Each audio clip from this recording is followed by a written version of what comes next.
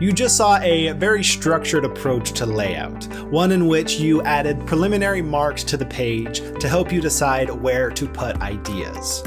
Let's now pull back from such heavy constraints and look at a more organic approach to layout. In this constraint-light, more organic approach to layout, you won't be adding marks to the page to break it up before a visual note-taking session, but you will still be creating a plan for yourself for how you will go about filling the page. You'll want to decide whether to, say, start in the middle of the page and work your way out as more details come in, or maybe go to the top and work left to right, top to bottom, maybe starting with an image each time and then adding text to the right of that image as you work your way down. Or maybe you could start in one corner of the page and work your way down and across, tying each new idea to one that's already there. Similar to the structured approach, you come to the page with a plan for how you will fill it, but the difference here is that you don't actually start with any of that structure on the page. Instead, you have a diagram like one of the three you see here that you can use as a reference that shows how you will go about filling the page.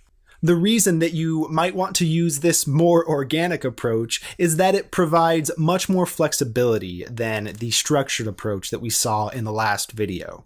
You will be devoting some of your mental processing power to figuring out where exactly to put the next idea, but that can be a good thing because you'll be using the content of those new ideas, as well as the ones already on the page, to help you make that decision about where to put them, so that the map of ideas on the page is laid out in a way that helps you understand those ideas and how they are related to each other.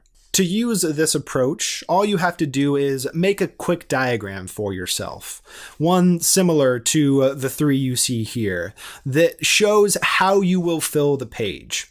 You can then use that diagram as a reference while you're taking your notes, but you will also have the freedom to deviate from that plan whenever you feel the need to do so. That ability to deviate from the plan is why I call this a constraint-light approach to layout. You are adding a few constraints going in, but you're not strictly held to those constraints once the pen hits paper. As a follow-up to this video, I would like you to create your own diagrams that show how you will go about filling the page during a visual note-taking session. Then have that diagram on hand as you engage in a visual note-taking session to see how it goes. And understand that you can create different diagrams, different approaches to layout for each different note-taking situation that you might be engaging in.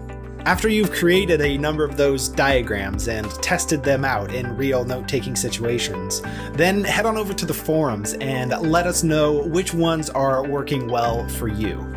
Then check out the final video of this module.